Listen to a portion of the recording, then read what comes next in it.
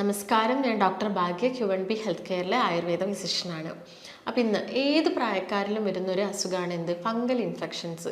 അതായത് ഫംഗസ് മൂലം ശരീരത്തിൽ ഉണ്ടാകുന്ന അണുബാധകൾ. അതായത് അതിനുള്ളൊരു പ്രധാന കാരണം എന്താ? നമ്മുടെ ജീവിതശൈലിയിൽ വന്ന വ്യത്യാസങ്ങളാണ്. ജീവിതശൈലിയിൽ വ്യത്യാസം വന്നതുകൊണ്ട് തന്നെ നമ്മുടെ രോഗപ്രതിരോധ ശേഷി വല്ലാതെ കുറയുന്നു. ഇങ്ങനെ രോഗപ്രതിരോധ ശേഷി കുറയുന്ന സമയത്ത് ഫംഗസുകളൊക്കെ നമ്മുടെ ശരീരത്തിൽ അനിയന്ത്രിതമായിട്ട് വളരുന്നു. നോർമലി നമ്മുടെ ശരീരത്തിനകത്തും പുറത്തും ഒരുപാട് ഫംഗസുകളുണ്ട്. ഈ ഫംഗസുകൾ അതായത് അവരുടെ ഒരു നോർമൽ ഫങ്ഷൻസ് അവർ ചെയ്തുകൊണ്ടിരിക്കും. അത് കൂടുതലാവുന്ന സമയത്ത് അല്ലെങ്കിൽ അവർ കൂടുതലായിട്ട് പെരുകുന്ന സമയത്താണ് ഉണ്ടാക്കുന്നത് ഇൻഫെക്ഷൻസ് ഒക്കെ നമ്മുടെ ബോഡിയിൽ ഉണ്ടാക്കുന്നത്. ഇത് ഇപ്പം നമ്മുടെ ശരീരത്തിൽ കൈകളുടെയോ കാലുകളുടെയോ മടക്കുകളിലാവാം, ഇല്ലെങ്കിൽ തലയോട്ടിയിലാവാം. അതായത് തലയോട്ടി മുതൽ നമ്മുടെ കാലിൻ്റെ നഖം വരെ എവിടെ വേണമെങ്കിലും ഫംഗസ് അണുബാധ ഉണ്ടാവാം. അപ്പോൾ ഇന്ന് നമുക്ക് എന്തൊക്കെ കാരണങ്ങൾ കൊണ്ടാണ് ഫംഗസ് ഇൻഫെക്ഷൻ ഉണ്ടാവുന്നത്, അതുപോലെ ഇത് നമുക്ക് എങ്ങനെ പ്രതിരോധിക്കാം എന്നതിനെക്കുറിച്ച് നോക്കാം. ഇത് കൂടുതലായിട്ട് അല്ലെങ്കിൽ ഇത് കോമൺ ആയിട്ട് ആരിലൊക്കെയാണ് വരുന്നതെന്ന് നമുക്ക് നോക്കാം. ചില അസുഖങ്ങൾ, അതായത് പ്രമേഹം, തൈറോയിഡ്, ഇങ്ങനെയുള്ള അസുഖമുള്ള ആളുകളിൽ അവരുടെ ഇമ്മ്യൂണിറ്റി, രോഗപ്രതിരോധ ശേഷി വളരെ കുറവായിരിക്കും. അതുപോലെ തന്നെ ഇപ്പോൾ പ്രമേഹമുള്ള പേഷ്യൻസിനെ നോക്കുകയാണെങ്കിൽ അവരുടെ രക്തത്തിൽ ഗ്ലൂക്കോസിൻ്റെ അളവ് കൂടുതലായിരിക്കും. അത് ഈ ഫംഗസുകളൊക്കെ വളരാനുള്ളൊരു ടെൻഡൻസി, ഇങ്ങനെയുള്ളൊരു സാഹചര്യത്തിൽ അവർക്ക് വളരാനുള്ളൊരു ടെൻഡൻസി കൂടുതലായിരിക്കും. അതായത് നോർമലി നമ്മുടെ ശരീരത്തിൻ്റെ ഒരു പി എച്ചിൽ വരുന്ന വ്യത്യാസം കൊണ്ടും ഫംഗസ് ഇൻഫെക്ഷൻ കൂടുതലായിട്ട് വരാം. നോർമലി ഉള്ളത് ഒരു അസിഡിക് pH ആയിരിക്കും. അപ്പം ഇതൊരു ആൽക്കലൈൻ pH ഒക്കെ ആവുന്ന സമയത്താണ് ഫംഗസുകൾ കൂടുതലായിട്ടും വളരുന്നത്. അപ്പോൾ ഈ ഒരു കാരണം കൊണ്ട് ഫംഗസ് ഇൻഫെക്ഷൻ നമ്മുടെ ശരീരത്തിൽ ഉണ്ടാവാം. അതുപോലെ തന്നെ അമിതവണ്ണമുള്ള ആളുകളിൽ കൊഴുപ്പ്, ഫാറ്റ് സെൽസ് കൂടുതലായിരിക്കും. അതുപോലെ തന്നെ അവരിലൊരു പ്രമേഹ രോഗത്തിൻ്റെ ഒക്കെ ഒരു സാധ്യത വളരെയധികം കൂടുതലായിരിക്കും. ഇങ്ങനെയുള്ള കേസുകൾ എന്തുണ്ടാവാം? ഫംഗസ് നമ്മുടെ ശരീരത്തിൽ അല്ലെങ്കിൽ ഫംഗസ് കൂടുതലായിട്ട് പെരുകാനുള്ളൊരു ചാൻസ് ഉണ്ട്. ഇതുമൂലം നിങ്ങൾക്ക് ഫംഗസ് ഇൻഫെക്ഷൻ വരാം. അതുപോലെ തന്നെ സ്റ്റിറോയിഡ്സ് ഒക്കെ കുറേ കാലം എടുക്കുന്ന ആളുകൾ അല്ലെങ്കിൽ ആൻറ്റിബയോട്ടിക്സ് ഒക്കെ കുറേ കാലം എടുക്കുന്ന ആളുകളിൽ ഫംഗസ് ഇൻഫെക്ഷൻ വരാനുള്ളൊരു ചാൻസ് ഉണ്ട്. അതുപോലെ തന്നെ ചില മെഡിസിൻസിൻ്റെ ഒക്കെ സൈഡ് എഫക്റ്റ് കാരണം, അതായത് നിങ്ങളത് ലോങ് ടേം എടുക്കുന്നില്ല, കുറച്ച് കാലത്തേക്ക് മാത്രമേ എടുക്കുന്നുള്ളൂ, പക്ഷേ അതിൻ്റെ ഒരു സൈഡ് എഫക്റ്റ് മൂലം, അതായത് ഇപ്പോൾ ശ്വാസമുട്ടലിനൊക്കെ മെഡിസിൻസ് എടുക്കുന്ന ആളുകളാണെങ്കിൽ അവർക്കൊരു ലോങ് ടേം, അതായത് അത് കുറേ കാലം എടുത്തതിന് ശേഷമായിരിക്കും വരിക. പക്ഷേ ചില മെഡിസിൻസ്, ആൻറ്റിബയോട്ടിക് ഒക്കെ ഒരു ചെറിയൊരു ഷോർട്ട് പീരീഡ് സമയത്തേക്ക് എടുക്കുന്ന ആളുകളിലും ഫംഗൽ ഇൻഫെക്ഷൻ വരാനുള്ളൊരു ചാൻസ് ഉണ്ട്. അതുപോലെ തന്നെ ചില മറ്റ് കാരണങ്ങൾ എന്ന് പറയുന്നത് നമ്മൾ പ്രോപ്പറായിട്ടുള്ളൊരു ഹൈജീൻ കീപ്പ് ചെയ്തിട്ടില്ലെങ്കിൽ, അതായത് നമ്മൾ അടിവസ്ത്രമൊക്കെ യൂസ് ചെയ്യുന്ന സമയത്ത് അതിൽ ഈർപ്പൊക്കെ കെട്ടിക്കിടക്കുകയാണെങ്കിൽ ഫംഗസ് ഇൻഫെക്ഷൻ വരാം. അതുപോലെ നിങ്ങൾ കൂടുതലായിട്ടും പോളിസ്റ്റർ വസ്ത്രങ്ങളാണ് യൂസ് ചെയ്യുന്നതെങ്കിൽ, അതായത് കോട്ടൺ വസ്ത്രത്തിൽ കൂടുതലും വിയർപ്പ് അബ്സോർബ് ചെയ്യും അല്ലേ, എന്നാൽ പോളിസ്റ്റർ ഡ്രസ്സുകളിൽ അത് അവിടെ കെട്ടിക്കിടക്കും. അപ്പോൾ ഈ നമ്മുടെ ഡ്രസ്സും നമ്മുടെ സ്കിന്നുമായിട്ടുള്ള ആ ഒരു കോണ്ടാക്റ്റിൽ നമുക്കവിടെ ഫംഗസ് ഇൻഫെക്ഷൻ, അതായത് കൂടുതൽ ആളുകൾ ഈ കക്ഷത്തിലും തുടങ്ങി ആ ഒരു ഇടുക്കുകളിലൊക്കെയാണ് ഫംഗസ് ഇൻഫെക്ഷൻ കൂടുതലായിട്ട് വരുന്നത്. അപ്പം ഈ ഒരു കാരണം കൊണ്ട് ഫംഗസ് ഇൻഫെക്ഷൻ വരാം. അതുപോലെ തന്നെ ഇപ്പം ഹോസ്റ്റലിൽ പഠിക്കുന്ന കുട്ടികളാണെങ്കിലൊക്കെ നോക്കുകയാണെങ്കിൽ അവർ ഡ്രസ്സൊക്കെ കഴുകാൻ കുറച്ച് മടിക്കുന്ന ആളുകളായിരിക്കാം. അപ്പം അവർ ഒരു ഡ്രസ്സ് തന്നെ ഒരു 3-4 തവണയൊക്കെ യൂസ് ചെയ്തെന്ന് വരാം. ഇങ്ങനെയുള്ള ആളുകളിലും ഫംഗസ് ഇൻഫെക്ഷൻ വരാനുള്ളൊരു ചാൻസ് ഉണ്ട്. അതുപോലെ നമ്മുടെ നോർമൽ സ്കിന്നിൻ്റെ ടോൺ നശിപ്പിക്കുന്ന എന്തെങ്കിലും ക്രീംസ് ഒക്കെ നിങ്ങൾ കൂടുതലായിട്ട് യൂസ് ചെയ്യുകയാണെങ്കിൽ, അതായത് നോർമലി യൂസ് ചെയ്യുന്ന ക്രീംസ് ഒരു കുറച്ച് എമൗണ്ടിലൊന്നും യൂസ് ചെയ്തുകൊണ്ട് വലിയ പ്രശ്നമില്ല, പക്ഷേ നിങ്ങൾ കുറേ എടുത്ത് അങ്ങ് യൂസ് ചെയ്യുന്ന സമയത്തൊക്കെ നമ്മൾ സ്കിന്നിൻ്റെ ടോണൊക്കെ ചേഞ്ച് ആവാനുള്ളൊരു കാരണമാവുന്നുണ്ട്. അപ്പോൾ അതായത് ഞാൻ നേരത്തെ പറഞ്ഞൊരു അസിഡിക് അതൊക്കെ ചേഞ്ച് ആയിട്ടൊരു ആൽക്കലൈൻ ഒരു കണ്ടീഷനിലോട്ട് മാറുന്ന സമയത്ത് സ്കിന്നിന് ഇങ്ങനെ ഫംഗൽ ഇൻഫെക്ഷൻസ് ഒക്കെ വരാം. അപ്പം മെയിനായിട്ടും ഈ കാരണങ്ങൾ കൊണ്ടൊക്കെയാണ് നമ്മുടെ ശരീരത്തിൽ ഫംഗൽ ഇൻഫെക്ഷൻസ് വരുന്നത്. ഇങ്ങനെയുള്ള ആളുകൾ കോമൺ ആയിട്ട് ചെയ്യുന്ന ഒരു കാര്യമാണ് എന്ത്? ചൊറിച്ചിൽ. അവർക്ക് നല്ലൊരു ഇച്ചിങ് ഉണ്ടാവും. ഈ ഫംഗസ് ഇൻഫെക്ഷൻ ശരീരത്തിൽ വരുന്ന സമയത്ത് നമുക്ക് ആ ഒരു ഏരിയയിലൊക്കെ നന്നായിട്ട് ചൊറിയും. അപ്പോൾ നമ്മൾ എന്ത് ചെയ്യും? നമ്മുടെ നഖം ഉപയോഗിച്ച് നന്നായിട്ട് ചൊറിയും. ഈ സമയത്ത് നമ്മുടെ സ്കിന്നിനെ ഇറിറ്റേറ്റ് ചെയ്യുകയാണ് ചെയ്യുന്നത്. അതുമൂലം സ്കിന്നിൻ്റെ ഒരു അപ്പർ ലെയറൊക്കെ പൊട്ടിപ്പോവും. അല്ലെങ്കിൽ നമ്മൾ വീര്യം കൂടിയ സോപ്സൊക്കെ യൂസ് ചെയ്യും ആ ഒരു ഭാഗത്ത് നന്നായിട്ട് ശക്തിയിൽ അങ്ങോട്ട്. അങ്ങനെ ചെയ്യുന്ന സമയത്ത് നമുക്കൊരു ആശ്വാസമാണ് കിട്ടുന്നത്. ഈ ചൊറിയുന്ന സമയത്ത് നമുക്കൊരു ആശ്വാസം കിട്ടുന്നതുകൊണ്ട് തന്നെ നമ്മൾ നല്ല ശക്തിയായിട്ട് അങ്ങ് ചൊറിയും. ചില ആളുകളിൽ ആ ഒരു ഏരിയയിൽ നിന്ന് ബ്ലഡ് വരെ വരുന്നതായിട്ട് കാണും, അല്ലെങ്കിൽ പസ് പോലെയൊക്കെ വരുന്നത് കാണാറുണ്ട്. അപ്പോൾ ഇങ്ങനെ ചൊറിയുന്ന സമയത്ത് സ്കിന്നിൻ്റെ ലെയർ നശിക്കുകയും ഇതിലൂടെ ഫംഗസിൻ്റെ മൈസീലിയം നമ്മുടെ സ്കിന്നിനുള്ളിലോട്ട് കയറുകയും സെല്ലിൻ്റെ സെല്ലിൽ നിന്നും അവർ എന്ത് അബ്സോർബ് ചെയ്യും? ന്യൂട്രിയൻസ് അബ്സോർബ് ചെയ്യും. അതുമൂലം അവർ വളരും. അവർക്ക് വളരാൻ, അതായത് അവരുടെ ഗ്രോത്തിന് വേണ്ടിയിട്ടുള്ള ഭക്ഷണങ്ങൾ അവർ നമ്മുടെ ശരീരത്തിനുള്ളിൽ നിന്ന് അബ്സോർബ് ചെയ്തിട്ട് അവിടെ തന്നെ കൂടുതലായിട്ടും വളരുകയും നമ്മുടെ ഇമ്മ്യൂണിറ്റി, രോഗപ്രതിരോധ ശേഷി കുറയ്ക്കുകയും ചെയ്യുന്നു. അതുമൂലം എന്താവും? അവരുടെ വളർച്ച കൂടി കൂടി വരുന്നു. ഇതങ്ങനെ സ്പ്രെഡ് ആവാൻ തുടങ്ങും. നമ്മളിപ്പോൾ നഖം ഒരു സൈഡ് ചൊറിഞ്ഞിട്ട് ആ നഖം ചിലപ്പോൾ നമ്മൾ ആ സമയത്ത് കഴുകിയെന്ന് വരില്ല, കൈ കഴുകിയെന്ന് വരില്ല. അപ്പോൾ നമ്മൾ വേറെ ഏതെങ്കിലും ഒരു ഭാഗത്ത് പോയിട്ട് ആ നഖം തട്ടുകയോ ചൊറിയുകയോ ചെയ്യുന്ന സമയത്ത് അവിടേക്ക് അത് വരാനുള്ളൊരു ചാൻസ് ഉണ്ട്. അതുപോലെ തന്നെയാണ് ഡയബറ്റിക് ഉള്ള പേഷ്യൻസിൻ്റെ കേസ് നോക്കുകയാണെങ്കിൽ അവർക്കൊരു പ്രീ ഡയബറ്റിക് സ്റ്റേജിൽ, അതായത് ഗ്ലൂക്കോസ് രക്തത്തിൽ കൂടുന്ന ആ ഒരു പ്രീ ഡയബറ്റിക് ആയിട്ട്, അത് നോർമലി ഒരു 1 ടൺ മുകളിലൊക്കെ നമ്മൾ ഡയബറ്റിക് ആണെന്ന് പറയും. അതിൻ്റെ ഒരു താഴത്തൊരു ബോർഡർ ലൈനിലൊക്കെ വരുന്ന സമയത്ത് തന്നെ അവരുടെ രോഗപ്രതിരോധ ശേഷി കുറയാനുള്ളൊരു ചാൻസ് ഉണ്ട്.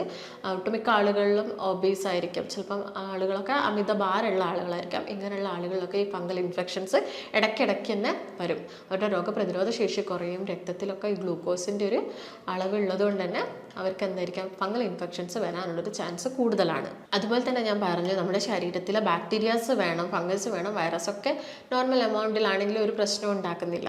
അപ്പം ഈ ബാക്ടീരിയാസ് നമ്മുടെ ശരീരത്തിൽ പ്രോപ്പറായിട്ടല്ലെങ്കിൽ എന്തുണ്ടാവാം? അതായത് നിങ്ങളുടെ ഗട്ട് ഹെൽത്ത് പ്രോപ്പറായിട്ടില്ലെങ്കിൽ, നിങ്ങൾ ഈ പ്രോബയോട്ടിക്സും പ്രീബയോട്ടിക്സും ഒന്നും പ്രോപ്പറായിട്ട് എടുക്കുന്ന ആളുകളല്ലെങ്കിൽ നിങ്ങൾക്ക് ഇങ്ങനെ ഫംഗസ് ഇൻഫെക്ഷനൊക്കെ ഇടയ്ക്കിടയ്ക്ക് ഉണ്ടാവാം. ഈ ബാക്ടീരിയാസൊക്കെ ഉണ്ടെങ്കിൽ നമ്മുടെ ശരീരത്തിലുള്ള ഇൻഫ്ലമേഷൻസ് കുറയ്ക്കുകയാണ് ചെയ്യുന്നത്, അല്ലെങ്കിൽ ഇൻഫെക്ഷൻസ് കുറയ്ക്കുകയാണ് ചെയ്യുന്നത്. അപ്പോൾ ആ ഒരു ഹെൽത്ത് നോർമലാക്കി അതിൻ്റെ ഒരു നോർമൽസ് നിങ്ങൾ കീപ്പ് ചെയ്ത് പോവുകയാണെങ്കിൽ, ഭക്ഷണത്തിലൂടെയൊക്കെ നിങ്ങളത് മെയിൻറ്റെയിൻ ചെയ്ത് പോവുകയാണെങ്കിലും ഇങ്ങനെയുള്ള അസുഖങ്ങളൊക്കെ നിങ്ങൾക്ക് വളരെയധികം, അങ്ങനെ തന്നെ വളരെ കുറച്ച് മാത്രമേ പിടിപെടുള്ളൂ. അപ്പോൾ നമ്മൾ അതൊക്കെ ശ്രദ്ധിക്കേണ്ടതുണ്ട്. ഞാൻ നേരത്തെ പറഞ്ഞു ഫംഗൽ ഇൻഫെക്ഷൻസ് തലയോട്ടി മുതൽ നമ്മുടെ നഖം വരെ വരാമെന്ന് പറഞ്ഞു. അപ്പോൾ തലയോട്ടിയിൽ എന്താണ് ഉണ്ടാകുന്നത്? ഒരു ഡ്രൈനെസ് പോലുള്ളൊരു സ്റ്റേജസ് വന്നു. അത് ഡാൻഡ്രഫ് ആവാം, ചില ആളുകൾ അത് സെബോറിക് ഡെർമറ്റൈറ്റിസ് പോലുള്ള കണ്ടീഷൻസ് ഒക്കെ ആയിട്ട് മാറാം. ഇതൊക്കെ ഫംഗസ് ആണ് ഇതൊക്കെ മെയിനായിട്ടും കോസ് ചെയ്യുന്നത്. അപ്പോൾ തലയിൽ മെയിനായിട്ടും ഈ ഒരു ഡാൻഡ്രഫ് രൂപത്തിലൊക്കെ ആയിരിക്കാം ഫംഗസിൻ്റെ ഇൻഫെക്ഷൻ ഉണ്ടാവുന്നത്. എങ്കിൽ നമ്മുടെ അത് മൂക്കിൽ നോക്കുകയാണെങ്കിൽ സൈനസൈറ്റിസ് ഒട്ടുമിക്ക ആളുകളിലുള്ളൊരു കംപ്ലൈൻ്റ് ആണ് സൈനസൈറ്റിസ്.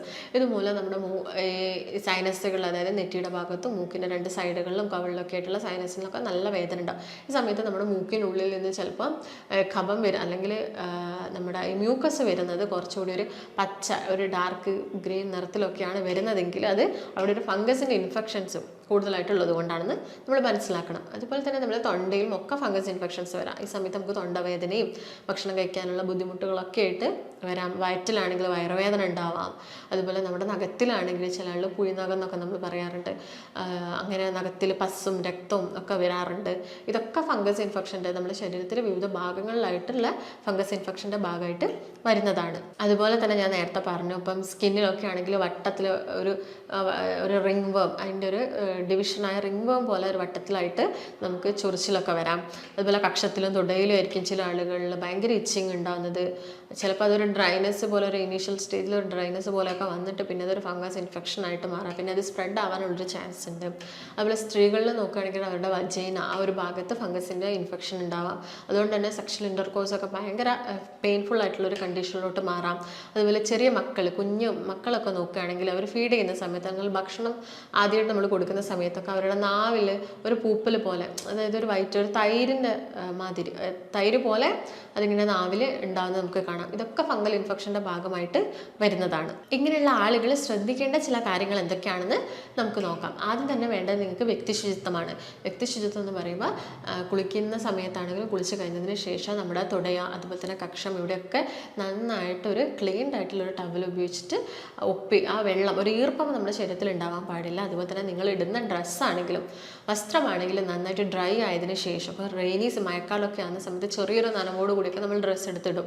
അതിന് പകരം നിങ്ങളതിന് മാക്സിമം ഡ്രൈ ആക്കിയതിന് ശേഷം ഒന്ന് അയൺ ചെയ്തതിന് ശേഷം മാത്രം ഉപയോഗിക്കാൻ നോക്കുക. അതുപോലെ പ്രോപ്പറായിട്ട് ക്ലീൻ ചെയ്യുക. അലക്കുന്ന സമയത്ത് നന്നായിട്ട് ക്ലീൻ ചെയ്ത് ചൂടുവെള്ളമൊക്കെ ഉപയോഗിച്ചിട്ട് വസ്ത്രങ്ങളൊക്കെ ക്ലീൻ ചെയ്യാൻ നോക്കുക. അതുപോലെ തന്നെ സോപ്സൊക്കെ യൂസ് ചെയ്യുന്ന സമയത്ത് നിങ്ങൾ മൈൽഡായിട്ടുള്ള സോപ്പുകൾ മാക്സിമം യൂസ് ചെയ്യാൻ നോക്കുക. അതുപോലെ ഡ്രസ്സുകളാണെങ്കിൽ കോട്ടൺ, ഞാൻ നേരത്തെ പറഞ്ഞു കോട്ടൺ ഡ്രസ്സുകൾക്ക് വിയർപ്പ് കുറച്ച് അബ്സോർബ് ചെയ്യാൻ പറ്റും. അതുകൊണ്ട് മാക്സിമം പോളിസ്റ്റർ, നൈലോൺ ഡ്രസ്സുകളൊക്കെ ഒഴിവാക്കിയിട്ട് കോട്ടൺ വസ്ത്രം ധാരാളമായിട്ട് ഉപയോഗിക്കാൻ നോക്കുക. അതുപോലെ തന്നെ നമ്മളെ ഇടയിലുള്ള ആളുകൾ, അതായത് നിങ്ങളിപ്പം ഒരു ഫംഗസ് ഇൻഫെക്ഷൻ വരുന്ന സമയത്ത് കൂടുതലായിട്ടും എക്സ്റ്റേണലി നമുക്ക് ആ ചൊറിച്ചിലും കാര്യങ്ങളൊക്കെ മാറാൻ വേണ്ടിയിട്ട് നമ്മളൊരു ക്രീംസ് ഒക്കെ യൂസ് ചെയ്യുന്ന ആളുകളായിരിക്കും.